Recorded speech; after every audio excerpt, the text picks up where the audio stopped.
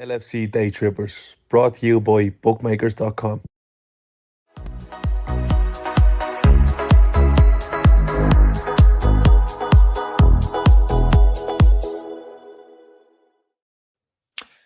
Hello and welcome to the LFC Daytrippers, brought to you by bookmakers.com. It's full-time Reds. It's myself, Matt. I'm joined by Kev O'Sullivan today. I would love to say it's an April Fool's joke, but it finished at the Etihad. Man City 4, Liverpool 1. We've had 18 days since our last game, Kev. Not a lot's changed, has it? Nothing's changed. I mean, there's 3 losses in a row now. And that was the worst of them by an absolute street. I'm trying to be conscious. It's the middle of the day, so I'm going to try to mind my language. But that was atrocious. You can put the F in front of it. You can put the F in front of a lot of things, I'd say. But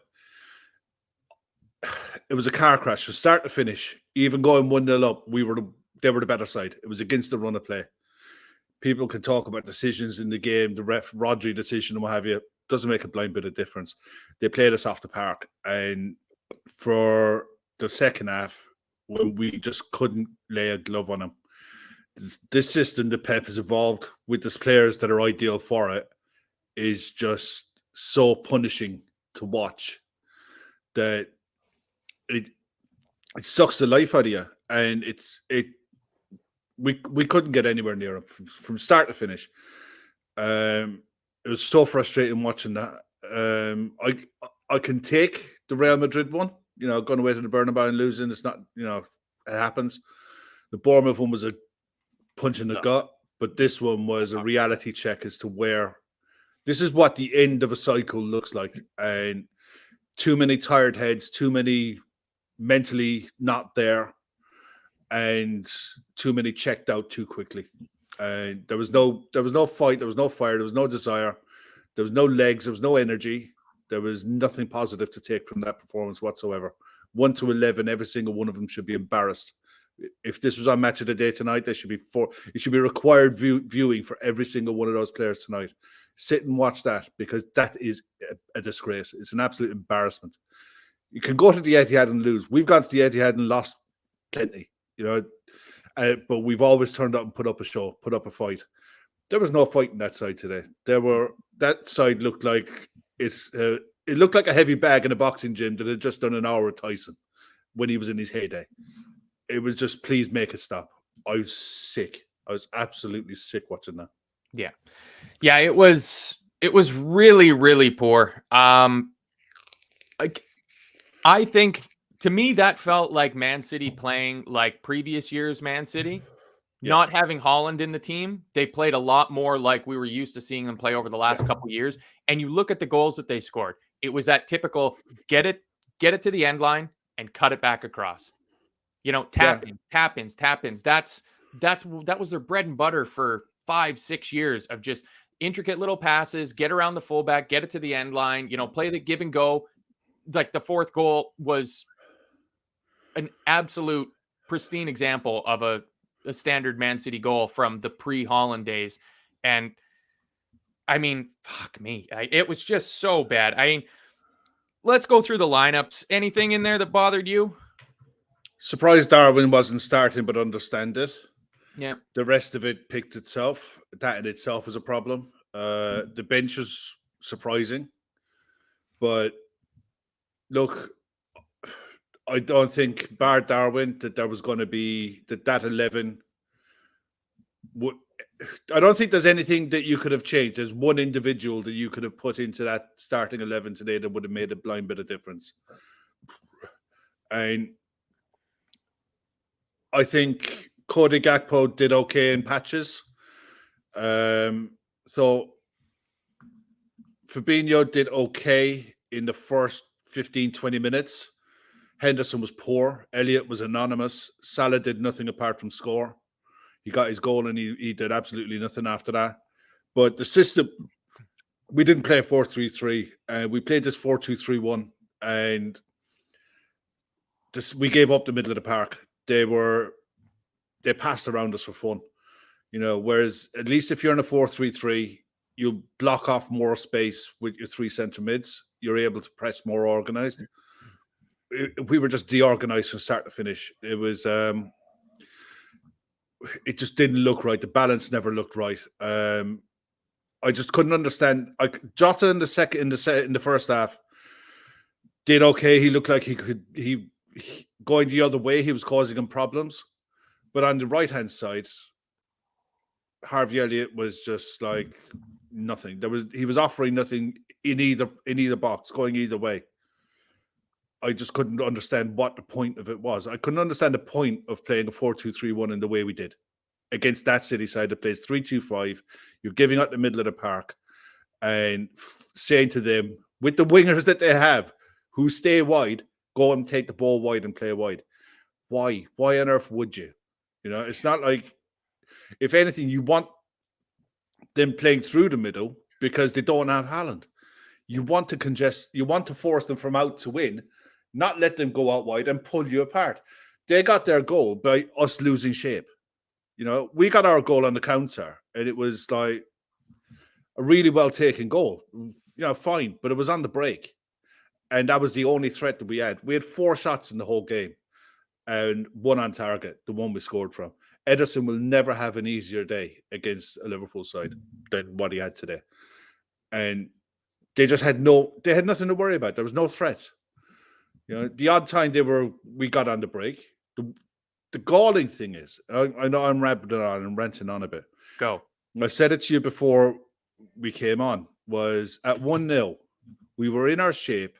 We were keeping them at bay. Yeah, we were riding our luck a bit, but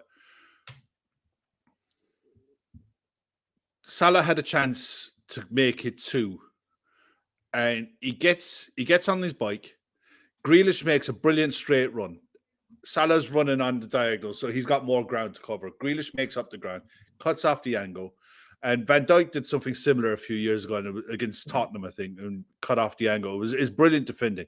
Yeah. But the decision-making from Salah there to play that ball in the first place was shocking. The ball was never on. He was off balance. Just take the touch. Draw Grealish to you, play someone else in, or go around him, one or the other.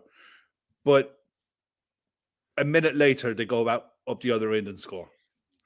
And that's the game. That was the minutes in a game, the moments in a game that make differences. You get a chance to go 2-0 up. Your backs are up because of the Rodri decision anyway. But you have a chance to go 2-0 up, and then you concede a minute later. And from then on, it was one-way traffic. It was inevitable.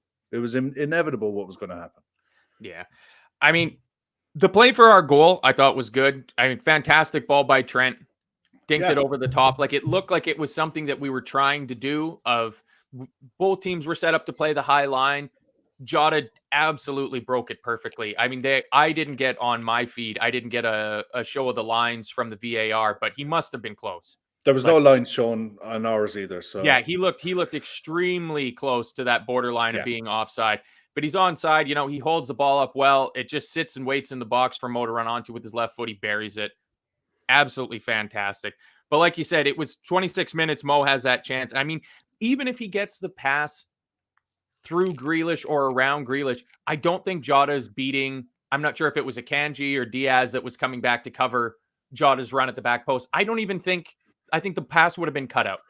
Like you're completely right that he just needed to have a little bit more composure on it. And it's rare to say that we needed Mo Salah to be more selfish in that situation. You know, maybe just being on that left side, you know, he's always going to want the ball on his left foot. So he's going to be loath to chop it back in onto his right, but totally wasteful. I mean, their first goal, probably just copy paste what I'm going to say here for the rest of their goals, but holy shit, was Virgil van Dijk a passenger. Yeah. He was Robbo got pulled out of shape. Virgil chased it. And that was the frustrating thing. When we were in our shape, when we were in that 2 banks of 4, they were getting half chances, but nothing that would scare the living daylights out of you. The second we ran out of shape, and you can't. I saw a tweet Jamie Carragher put up during the first half, and he said, "You can't always press. And he's dead right. It's like sometimes you have to stay in your shape. At 1-0 up, they have to make the game. It was just poor decision making, trying to get a ball that was never there to get, and it pulled everybody else out of shape. And once it did, they worked it really well. They worked it really quick. That was the difference in their goals and our forward movement today. When they moved the ball, they moved it quick as one-two touch, and they were across the pitch, and there was a tap in. It was just such a soft goal to give away, but it was our own making.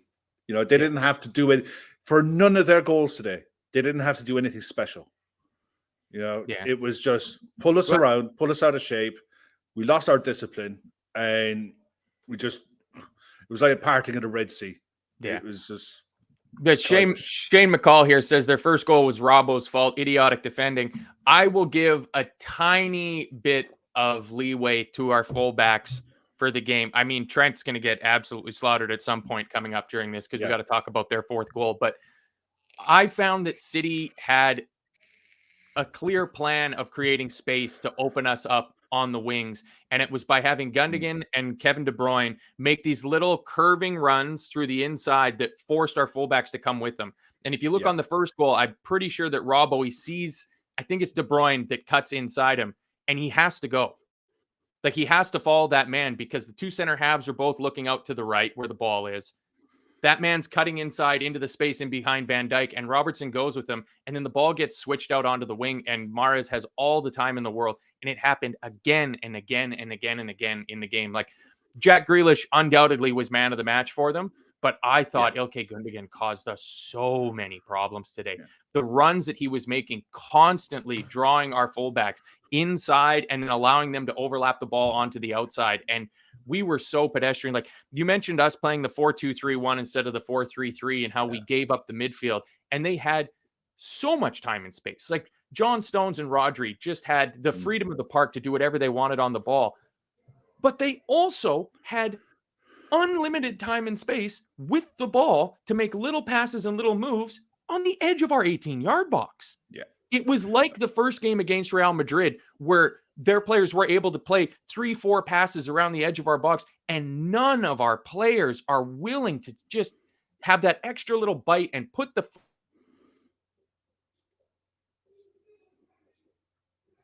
constantly be standing and watching them play around you.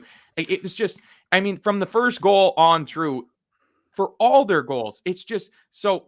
And we go into the half at 1-1. Going into the game, you probably would have been happy tied at halftime. Given the way the game was going, yeah. It was even before a ball was kicked. Like, I was listening to, I think it was the Anfield Wrap, and as Neil Atkinson was like, 0-0 at halftime, absolutely critical. We got to be 0-0 at halftime. Basically, not losing. We go in at halftime, we're not losing. And just like a Real Madrid game, we come out after halftime and we give up a goal within 53 seconds. Like, I'm like that. I'm lost for words with how we just gave up that much space away against that side, overcommitting to balls that were never there to be won, and then just pulled apart. I mean, you talked about Gundogan. Gundogan and De Bruyne are two of the most intelligent players that you'll get on a football pitch. And I think someone was saying there in the chat to give City credit. City were brilliant, but City were brilliant because we allowed them to be brilliant, and they had absolutely no pressure. They didn't. Some of their interplay, like you said, without Haaland, their interplay was a lot better. It was a lot more fluid. And to this day, I mean, Haaland gets a bag full of goals, but they're more dangerous when they're playing like they played today. Yeah. As opposed to trying to feed Erling Haaland 80% of the time. Which is worrisome, the fact that they can, in a year or two, sell Erling Haaland to Real Madrid for 700 million euros. And they might even be better having Julian Alvarez lead the line for him. Crazy, isn't it? Yeah. I mean, he is some talent, that kid that they got there. But yeah, I completely agree. There's a few people in the chat, like Jono, saying City were better without Haaland. Yeah. I think that's the case. It's just he's such a freak show in front of goal in terms of just putting the ball into the back of the net that it really masks over the fact that the team isn't as good without him. And City were brilliant today. And they didn't even have to be. They would have beaten us if they would have been at 50% or 60%, but they were probably at 90, 95%. And the second goal, again, Trent's real high up in their pitch. We've just kicked off the second half. Let's go for it. Let's see what we can do here. We need the points on the board. The ball gets turned over. So Konate has to slide all the way over to cover Trent, who's up the field and out of position. But, we had the ball. So you expect Trent to be kind of high up. Yeah. Virgil then has to slide over to cover Konate. Robertson's left completely on an island. It's 2v1. They got Mahrez and Kevin De Bruyne running against Robertson. Van Dijk's not quick enough to get back. Simplest of tap-ins. Yeah, and this is the problem this is the difference between having an in-form Rodri in your starting 11 and an out-of-form Fabinho in your starting 11. Rodri sniffs that danger of Trent being out of position and Robertson being exposed. Fabinho just didn't, and none of the midfield players did. None of the three of them did. None of them sniffed the fact that if we turn the ball over here, we're in deep trouble. And once players got shifted around, it was, like I said, it was so easy. It was a brilliant ball by Alvarez out to Mahrez in the first place, but the rest was just, it was tapping. It was easy. Yep. It was unbelievably easy. And then not a whole heck of a lot happens. About 6-7 minutes later, they've got the ball in the box. Alvarez has all the time in the world. It reminded me of Sancho's goal at Old Trafford at the start of the season, where they have the ball in our box 10, 12 yards away from goal. Somebody go close him down, but instead he's able to take a couple of touches, shift the ball. Trent gets a pretty good block. The ball might have been going wide, so maybe in retrospect it would have been better had he not gotten a boot onto it, because he gets a block on the ball, falls right to Gundogan, he just buries it, and it's fucking game over. It's at 3-1, that's even the most confident fans. There was no way we were coming back from that. No. The heads dropped, and it became a face-saving exercise. It was damage limitation at that stage. I mean, he made the substitutions. Look, he made the changes. It wouldn't have mattered who he took off. There was nobody. There was nobody coming off that pitch that had any kind of an argument about it. There was no discussions about why are you taking me off? I'm doing this. That. No, you're not. You're all. But I'm not. I won't call them that. But their heads went, and their heads dropped, and it was like the inevitable was coming. At 2-1, they almost knew that at 2-1, they almost knew that we're not getting back into it. And when it was 3 and then 4, it's just. It was a concern that they were going to put up a big score against us. I was worried that they were going to, if they were in the mood, then they wouldn't have been playing this keep ball idea. They would have just gone for it and rattled in 6, 7, or 8. If they wanted to, they could have. Yep. It would they'd have whether they'd have scored or not is another matter, but they'd have created more chances. As it was, they just decided, look, we'll rest on the ball and kept possession for possession's sake, see out the game, manage the minutes, and they've got a massive April. They've got a huge, busy April coming up. They don't have the deepest of squads, so common sense would say, look, the game is safe. Rest on the ball. We were, it was men against boys. It was absolutely, it was a sad reflection of where the squad actually is. It was, like you said when we came on today, let's rip the plaster off. And that's what happened. The plaster was ripped right off, and Jake is putting Klopp's comments on the screen there. Saying we cannot have challenges in clear areas. I can't explain it. Well, Jurgen, that's your job, pal, is to find the answers as to what the hell was going on. That's just pure application. That's pure application from the players. Exactly. And that's that quote there that I got on the screen from Jake that Klopp gave after the game to BT Sport, that we cannot not have challenges in key areas.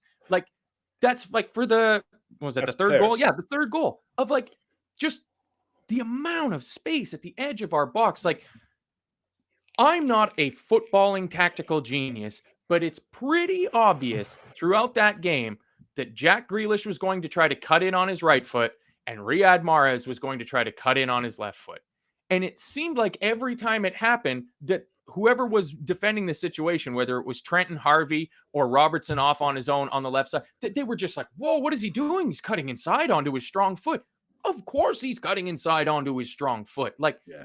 But the problem is the way we were playing with Jota supposed to be coming back and help. There was no help for any of them. They were isolated and they were asked to defend 1-on-1 against two outstanding wingers, and they'll give anyone trouble on their day. And if you're going to play this 4-2-3-1, the two wide forwards, your Jota and Salah, have to cover back. They have to.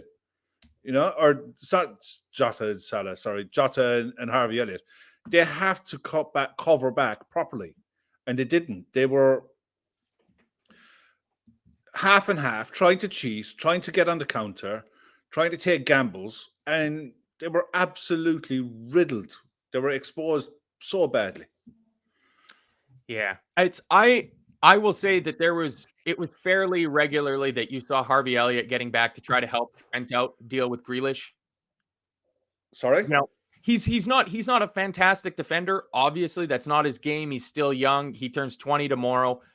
But he was at least getting back to try to help Trent out with it because they just kept funneling the ball down to him and just, go again, go again, go again, go again. And I mean, we got to talk about the fourth goal. Oh, yeah. What are you doing? Like, one of the quotes Jake had there from Klopp, he gave the BBC, he said, tomorrow's a big day for us. We got to work with what we've shown. Like, they'll be having a film session tomorrow, because it's a recovery day for the players. So they won't be out on the pitch and running around and all that, but they will be sitting in the video room watching that. And I would love to be a fly on the wall in that video room when it gets to watching that fourth goal, because I would like to see what the other players have to say to Trent and what Trent has to say to his teammates for his defending for that goal. Yeah, there's too many players in that squad that are too secure, too comfortable. And I think their heads they've written this season off already. They look like it. They're on the beach. It's an old expression that you used to see an awful lot. Come April, if there's nothing to play for, if there's nothing to win, you're out of all the cups, you're on the beach. You're the soft. But we've had that all season. And the amount of times I've seen Davos saying it online and on here, we're too soft, we're too easy to play against. And today was just a prime example of being too easy to play against. And if I wouldn't give a shit now on Tuesday night if Klopp decided to play Milner or play Joe Gomez at right back, and just go to Chelsea and try and get a point. Just go to Chelsea, try and get a point, try and nick something if you can, but go to Chelsea and try to not get beat. And if that means that you've got to put a shake up in that starting 11 and make some radical changes, make them, because there's too many people in the comfort zone in that side. And I've always said in the summer that I don't expect major surgery because it takes a long time to recover from that the following season. But if you've got too many players in that squad with their mentality is not right, then it's not. I worry for next season, irrespective of who we sign, irrespective of how many we sign, because what you're seeing at the minute on the pitch and the manner of how we're losing games is a serious problem. Yeah, I mean, I'm not going to make any sort of prejudgments about what's going to happen next season because once bitten, twice shy. I made a lot of prejudgments on what was going to happen this season coming into this season, and they were all proven radically off the mark. You can only judge what's in front of you. Exactly. So, I mean, I'm of the belief that if we can see such a precipitous drop-off in our form from last season to this season, there's every reason to believe that we could see an almost equal rebound going into next season because there will just have to be changes. But I threw this comment up here from Mark Kavanaugh. We're killing our midfielders, always covering for Trent's defensive inadequacies. We limit Elliott's abilities going forward by having to track back all the time. And I know people aren't going to want to hear it. We've played 27 games. We've got 42 points. We're 7 points shy of Tottenham. We got a game in hand on them. We're 5 points shy of Newcastle, who have 2 games in hand on us. Plus, Brighton have about 17 games in hand on everybody else around them. The top 4 is looking mighty, mighty, mighty far away from us.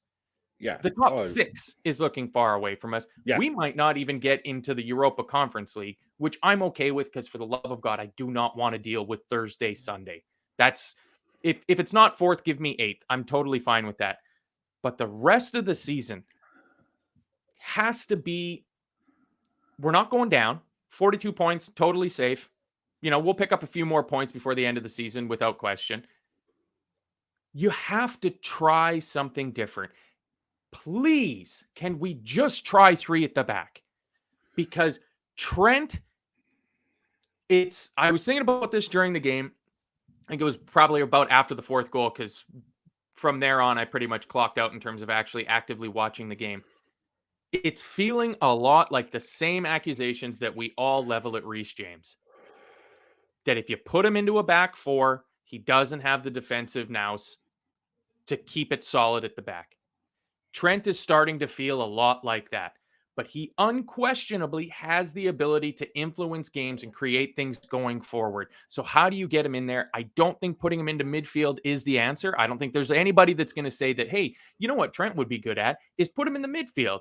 He gets caught ball watching, he's sleeping, balls over the top of him. Put him in midfield. That sounds like a recipe for absolute disaster.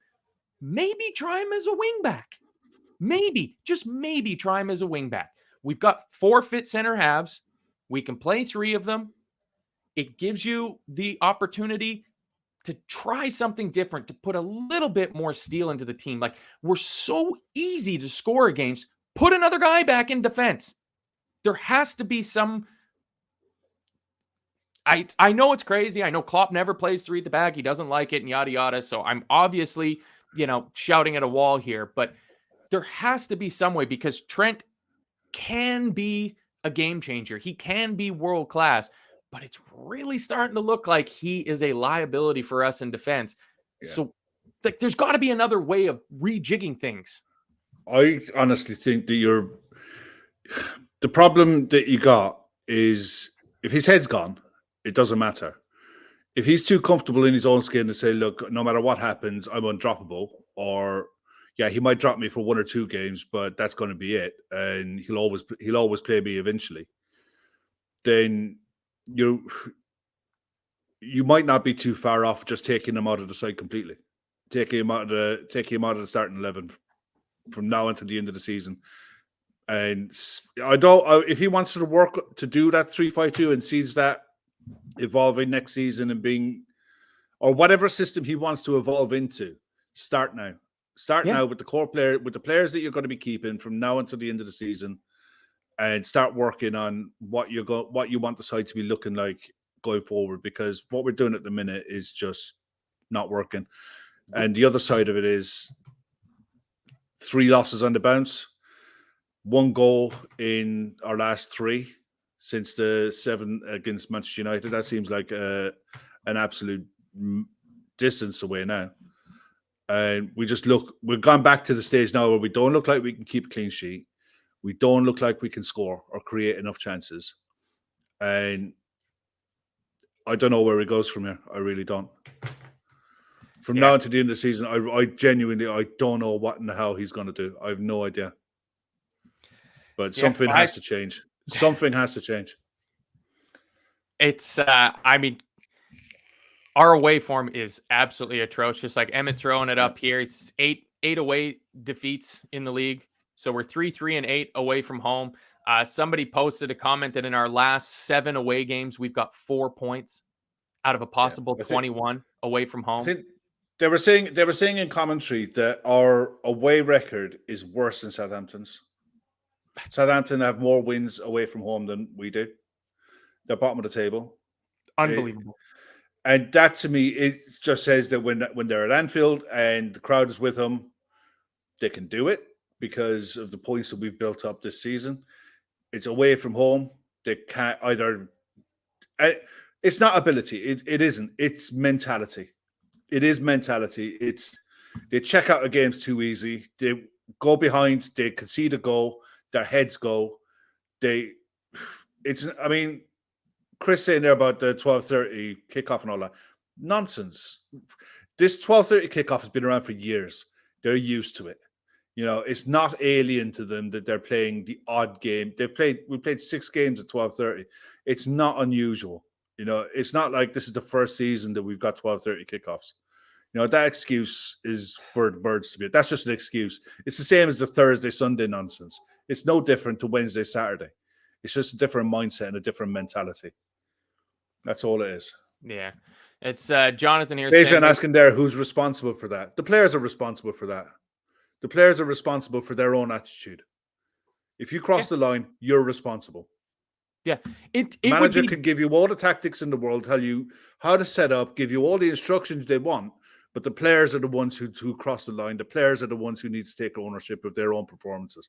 Yeah. Pure and simple. Yeah, 100%. I don't think we lost that game on tactics. We might have been out tacticked. It might have been a 1-goal defeat just on tactics, but on application, on attitude, and on performance from the players, it just wasn't good enough. Our big players are not showing up in enough games. Yeah.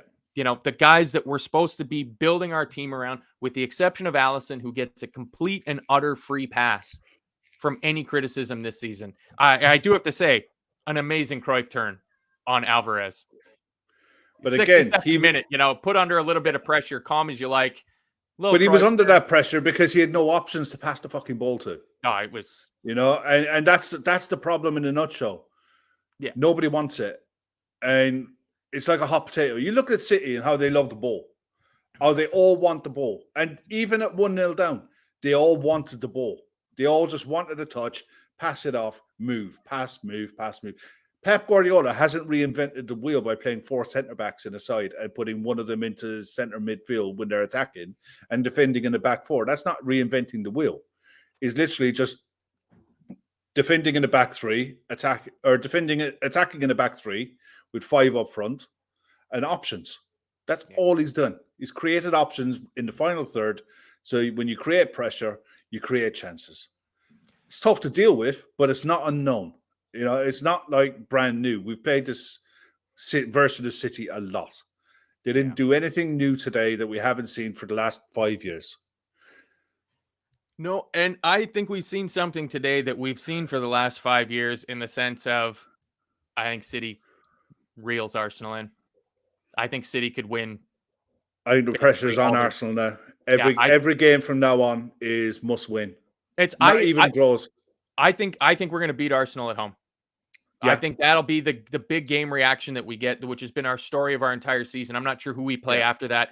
Probably Leeds or something, and we'll fucking lose that game. But I can see us beating Arsenal at home. This game, did I save it? Yeah, Arsenal for Life was in here a little bit earlier. He said we let them down. Like we did. I'm sure the Gunners fans were flying at about 17 minutes when we went 1-0 up. The prospect of them going 11 points clear at the top of the table was looking pretty good. And now all the pressure's on Arsenal. I mean, they're playing Leeds. I think they've just kicked off now. That's a big game for them. Laszlo's just put in there that it's we got Leeds, then Forest after that. And to be honest, I'm not worried about this block of 3. Going to we have a poor record at the Etihad anyway. In fairness, it's not a place to. It's not a happy hunting ground. The fact that we go there and not pick up points is not it's not unheard of. Away at Stamford Bridge, again, not a great record there. It's all right. And Chelsea aren't in great form either.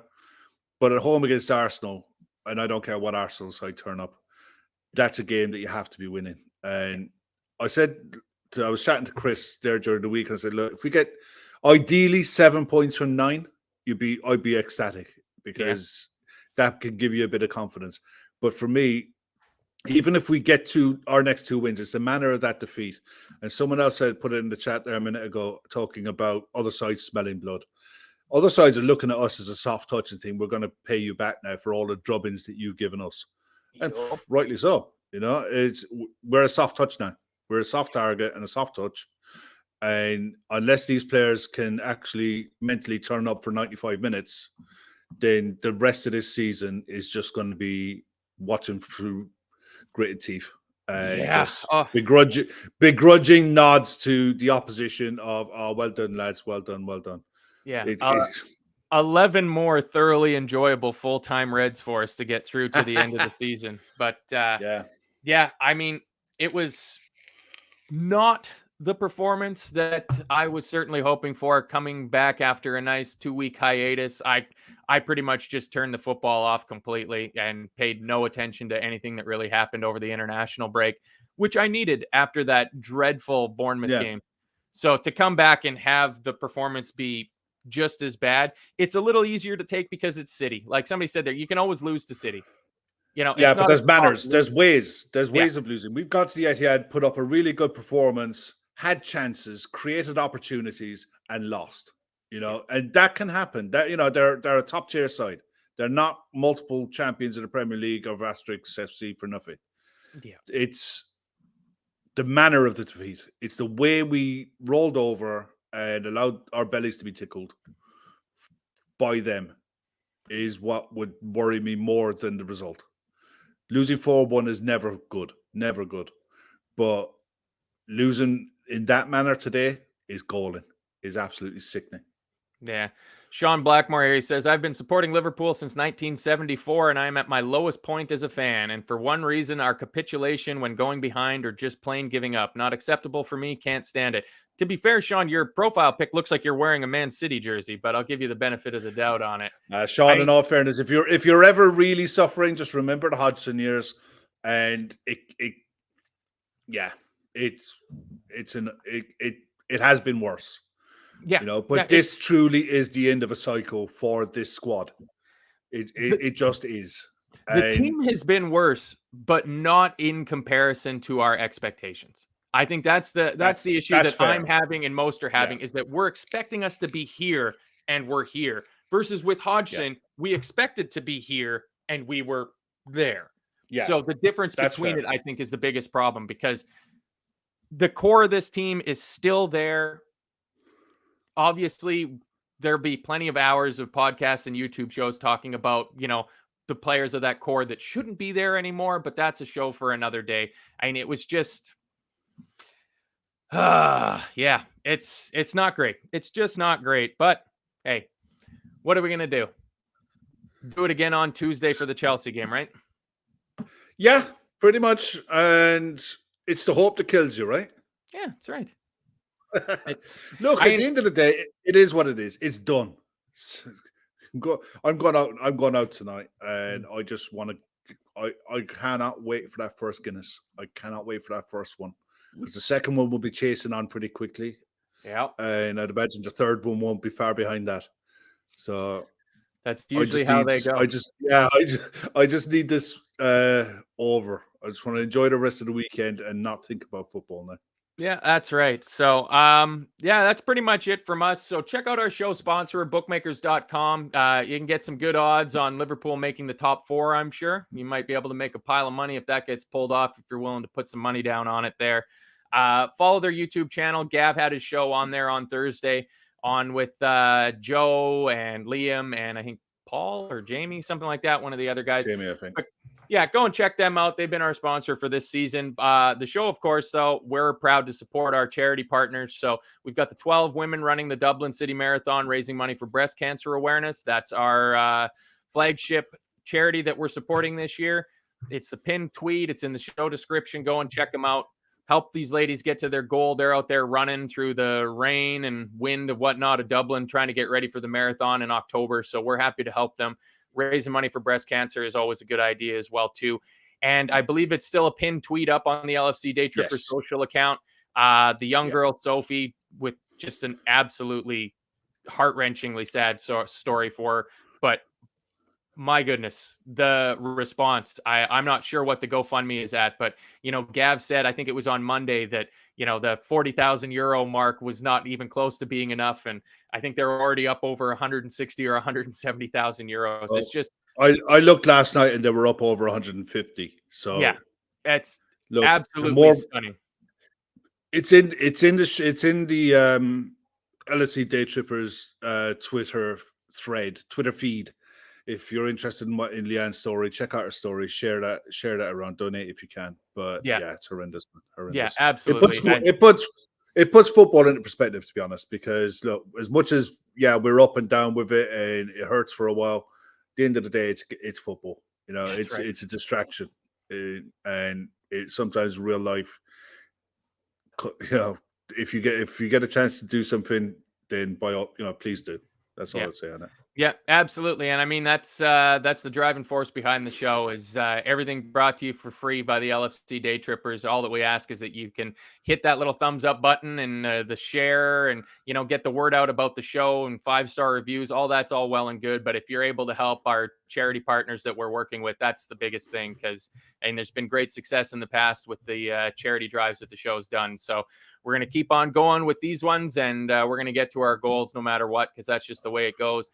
Also, if you're interested in helping Gav out, getting prizes and whatnot for the LFC Daytrippers Golf Day, which is coming up pretty quick here, 2.5 months sort of thing. It's going to be getting ready to go. LFCDaytrippers@gmail.com. Get a hold of Gav if you're interested in helping out with that. And then also, if you're into a little bit of the golf, check out Gav on the Bang Average golf channel that he's got going with his buddy Neely there. Probably pretty good golfing weather in Dublin, I imagine, right now. So it's pretty good laugh on the channel there with the boys. So go and check that out. But other than that, I think that's pretty much enough for us. There's a whole pile of games on, just kicked off 15 minutes ago, so I'm going to go watch a little bit of the footy. And Kev, you enjoy your night out. Those Guinnesses sound like that's exactly the tonic. Well, we've got 2 early goals in the 3 o'clock kickoffs at the minute. Fulham are 1-0 up against Bournemouth, and Brighton are 1-0 down against Brentford. Ooh, so who scored for Brentford? Janssen. Yeah, that doesn't help me. Janssen from Jensen. That is the most Danish team in the world. Pontus Janssen scored, assisted by Matthias Jensen. Janssen and Jensen. Janssen and Jensen, the Danish national team plying their trade out of London. So thanks for joining us, everybody. I hope you all have a good weekend. Don't let the football bring you down. We'll see you guys next time on the LFC Daytrippers. Adios.